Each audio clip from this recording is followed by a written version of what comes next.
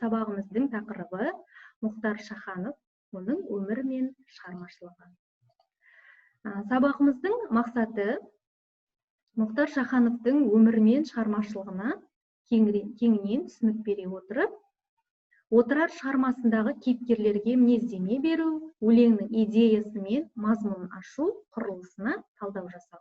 Және сонымен қатар студенттерді тілдік байлығын арттыру, ойлау қабілетін дамыту, өзіндік шығармашылық ізденіске баулу. Бұл біздің сабағымыздың мақсаты болып табылады. Сабағымызға балалар кіріспес бұрын Мұхтар Шаханов кім деген сұраққа топтау стратегиясы арқылы сіздерге жауап берейін.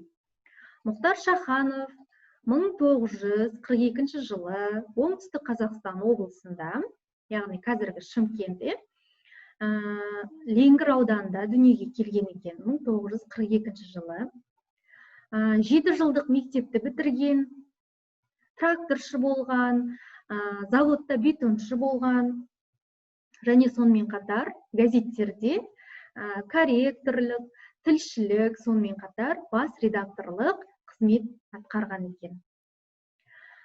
Тіл тағдырының жанашыры, бірнеше өлең кітаптардың авторы, Арал теңізінің тағдырын көтеруші, сонымен қатар желтоқсан құрбандарын ақтауға атсалысқан тұлға екен. Міне Мұхтар Шаханов туралы аз-маз мәлімет білдік. Енді балалар, Мұхтар Шахановтың жаңа жоғарыда айтып кеттік, бірнеше өлеңдер бар, шығармалардың авторы дедік. Сол шығармаларының ішінде бірі де бірегейі отырар дастаны.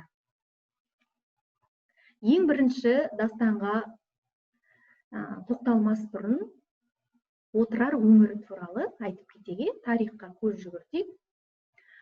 Бұл отырар Әл-Фарабидің король вальсі, қазақ корольдің вальсі Шәмшідей сазгерді дүниеге алып келген жер. Сонымен қатар елбасымыз айтқандай, қазақ өркениетінің алтын діңгегі деп осы отырар өңіріне баға берген екен. Біріншіден бұл қала адамзаттың екінші ұстазы Әл-Фарабидің отаны. Екіншіден отырар өз замандағы руханият астанасы болған Александрадан кейінгі әлемдегі ең үлкен кітапхана осы қалада орналасуы.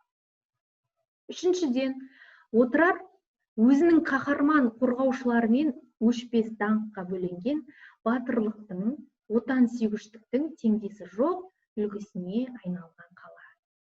Сондай-ақ бұл жерде Қожа Ахмет Яссауидің ұстазы болған, бабтардың бабы Арыстан баб жерленген екен.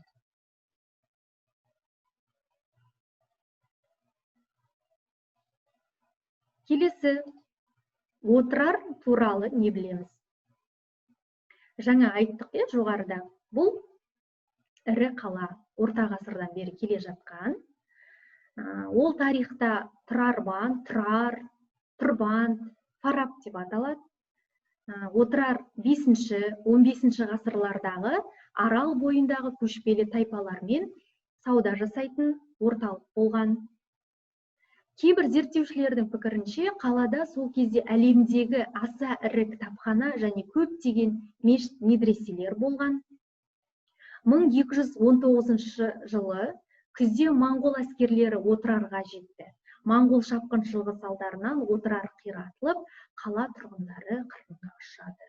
Яғни, бұл отырар туралы қысқаша мағлұмат балалар. Енді отырар қоршауға алынады. Не себептен? Соған түсінік беріп кетейік. 1219 жылдың қыркүйек айында 200 мыңдай адамнан тұратын моңғол әскерлері отырарға шабуыл жасайды. Шыңғысхан әскерінің түменбасылары Шағатай, Үгедей, тағы басқалары отырарды қоршауға алды. 50 мың адамнан құралған әскері бар Қайыр хан отырарды барынша бар күш-жігерімен қорғайды. қаланың қақпасын бекітеді. 2 айдан аса уақыт отырарды қорғау үшін барын салады. Тіпті осы арада азық түліктері таусылады, сусындары таусылады, отырарда аштық орын ала бастайды. Аштыққа шыдамай, соғыс жеңіліспен аяқталады деген оймен отырардың әскерінің бір бөлігі моңғолдардың жағына өтіп кетеді.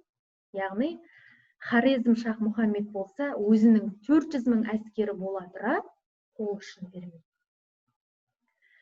Отырар не үшін берілді? Қоршауда 5 ай бойы қалған Қайыр ханның әскері 20 000 ғана адам қалады. Жаңа 50 000 әскерден құралған әскер 20 000-ға қалады. 6 айға созылады. Еңкейген қария мен еңбектеген балаға дейін қатысады бұл соғысқа. Қала тұрғындары 2 айдай аш болады, бірақ қаншама шабуыл жасағанмен моңғолдар қаланы ала алмайды. Шыңғысхан бүкіл қол қырылса да отырарды алу керек деп бұйрық береді. Сөйтіп күндер өтіп жатады. Отырардың жағдайы жайлап, мүшкілдене бастайды. Ас сусындары таусылады. Отырарлықтар туған қаласын қорғауға барынша әрекеттенгенмен, бірақ не пайда? Адам ойламаған оқиға тап болады. Отырардағы Хорезм шахы көмекке жіберген Қарашоқы деген қолбасы опасыздық жасап, моңғол әскеріне бір түнде отырардың қақпасын ашып береді. Яғни іштен шыққан жау жаман деген секілді. Яғни сатқындыққа бой алдырып, отырардың қақпасын ашып береді. Қала тұрғындарының бірі қалмай қырылады, қала осылай қирайды. Бұл оқиғалар желісі осылай аяқталады. Балалар оқулықпен жұмыс, яғни төске өрлеген, осал тұсы, алапатта, тірі өлік, безбүйрек, шарам нешік деген сөз тіркестеріне түсінік берілген, соны дәптерлерімізге жазып аламыз. Енді балалар шығарманың композициясын айтып кетейін, оқиғалар желісін. Шығарма қалай басталды? Шығарманың басталуы 6 ай бойы отырарды ала алмаған Шағатай. Шығарманың дамуы ол отырардың күйреу оқиғасы. Шарықтау шегін айтатын болсақ, бұл Шыңғысхан мен Қайыр хан арасындағы арбасу оқиғасы. Отырар ойраны шығармасының шиеленісі Қайыр хан мен қария арасындағы әңгіме, Қайыр ханның тілегі. Шығарманың шешімі қарияның баланы құтқарып жіберуі. Дәптерлерімізге мәтінмен жұмыс жасаймыз. Мына бейнеден көріп отырғандай сұрақтарға шығарманы оқу арқылы сұрақтарға жауап іздеп дәптерге жазамыз. Сатқынның әкесін алдырып Шыңғысхан не туралы сұрады? Қария не деп жауап берді? Оның жауабын қандай адам екен білуге болады деген сұрақтарға шығарманы оқу барысында жауап беретін боласыздар. Балалар, енді сабақты қорытындылап бекітетін болсақ, осы шығарманы арқау ете отырып, Мұхтар Шаханов не айтпақшы болды? Яғни, шығарманың басты идеясы не?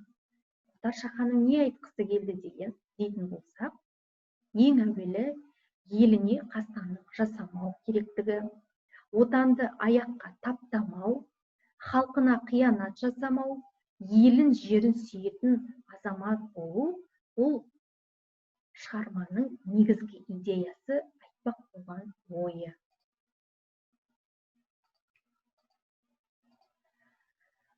Балалар,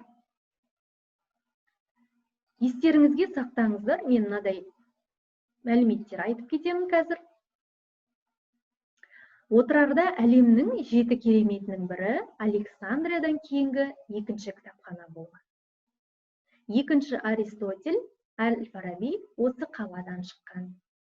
Сонымен қатар бұрынғы бас муфти Дербісәлінің зерттеуі бойынша отырардан 21 Фараби шыққан. Және сонымен қатар Ахмет Яссауидің ұстазы Арыстан-баб осы жерде жерленген екен. Қасиетті Отырар қаласында жерленген екен. Үйге тапсырма сіздерге. Отырар ойраны шығармасын оқимыз және талдаймыз.